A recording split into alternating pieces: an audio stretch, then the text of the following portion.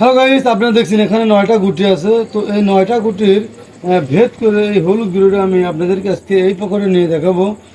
এটা কেরাম জগতের ইতিহাসে এটাও একটা বিশ্ব রেকর্ড। তো নিত্য নতুন রেকর্ড দেখতে অবশ্যই বেল বাটনটি অন করে রাখবেন।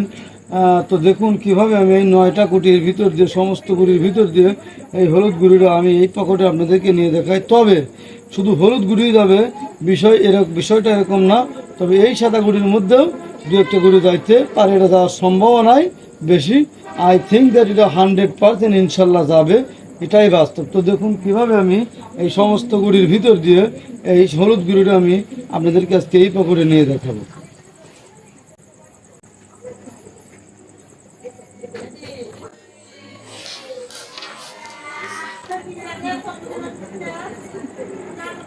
হ্যালো বন্ধুরা, আপনারা দেখছেন আমি কিন্তু যেরকম বলেছি ঠিক সেরকমই কিন্তু এই সমস্ত গুটির ভিতর দিয়ে এই হলুদ গুটি কিন্তু পকেট করেছি। আর আমি এটাও বলেছি যে এই সাদা গুটির কিন্তু দু একটা গুটি যাইতে পারে। তো কপাল ভালো, তাই 3টা গুটি গেছে। এক মারে গুটি কিন্তু 4টা গেছে। আবার অনেকেই মনে করতে পারেন পকেট মনে হয় অনেক বড়। দেখুন আসলে পকেট খুব বেশি বড় না, আমি ধরে দেখাচ্ছি। এই দেখেন, এই গুটি মাঝখানে রেখেছি পকেটের। গুটি থেকে চারিদিকে আপনার সর্বোচ্চ 100-এর অর্ধেক, 100-এর অর্ধেক। তো এটুকু স্বাভাবিক পকেট, এটা খুব বেশি বড় পকেট না।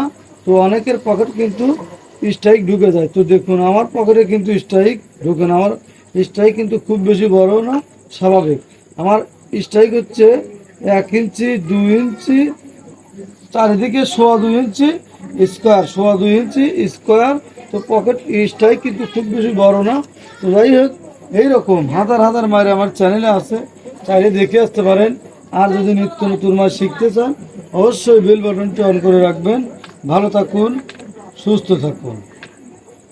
দেখুন এখানে 9টা 10টা গুটি আছে। তো এই 10টা গুটি আমি এক হাতে ফিনিশ করব।